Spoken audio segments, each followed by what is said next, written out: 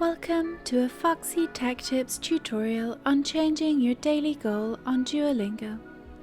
If you find this tutorial helpful, please consider subscribing to my channel and liking the video. Open up the Duolingo app and tap the user icon in the middle of the bottom menu.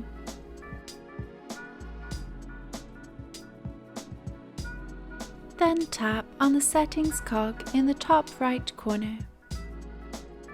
Scroll down and tap on Edit Daily Goal.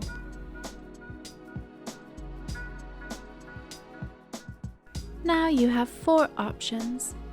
You can choose casual, regular, serious or intense. When you have chosen your new goal, tap Save at the bottom. Your daily goal has now been updated.